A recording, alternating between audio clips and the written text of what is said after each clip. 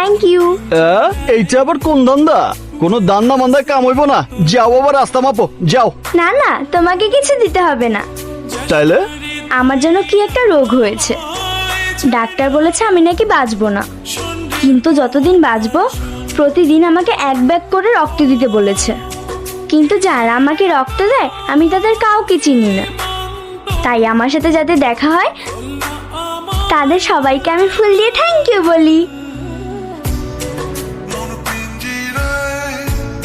কিন্তু আমি তো তোমার রক্ত দেই নাই। তাতে কি, আগামীকাল হয়তো দেবে।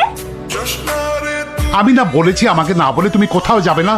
যখন আমি উপরে চলে যাব তখন যদি তোমাকে বলার সময় না পাই, তাই আগে থেকে প্র্যাকটিস করছি, যাতে আমি হুট করে মরে গেলে তুমি কষ্ট না পাও। এমন কথা বলো না মা, আমি আমার সবকিছু বিক্রি করে তোমাকে বাঁচাবো, তোমাকে আমি মরতে দেবো না মা। মরতে আমিও চাই না বাবা, আমিও চাই না তোমাকে ছেড়ে যেতে, কিন্তু আমার চিকিৎসার এত টাকা তুমি কোথায় পাবে বাবা?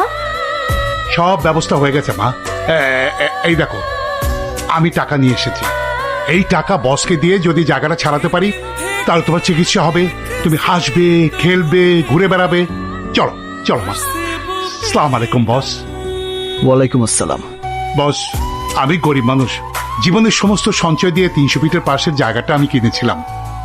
জায়গাটা ছাড়া আমার তেমন কিছুই নেই, বাড়ির সবকিছু বিক্রি করে আপনার জন্য আমি 1 লাখ টাকা নিয়ে এসেছি, চেতে বেশি। ওই মেয়ে শুনেন, 1-2 মধ্যে সিস্টেম করে ফেলামো।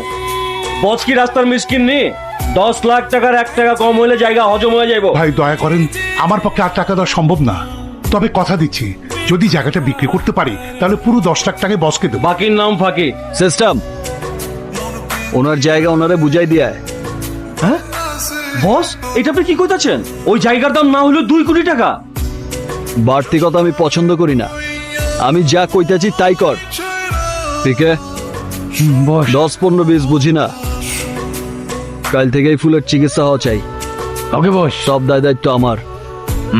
আমারও একটা বোন আছে, আজ যদি ওর কিছু হইতো আমি কি ওর চিকিৎসা করাইতাম না? বস আমি কথা দিচ্ছি, জায়গা বিক্রি হলে জায়গা আপনার বিক্রি করতে হইব না, জায়গা বেচা আমার বোনটা বিয়া দিয়েন। মোটা একটা। তাহলে কতগুলো লাগবে? প্রমিস করতে হইব, যখনই আমার লগে দেখা হইব তখনই একটা করে পাপ্পি দিবা। তুমি আমার লক্ষ্মী ভাইয়া।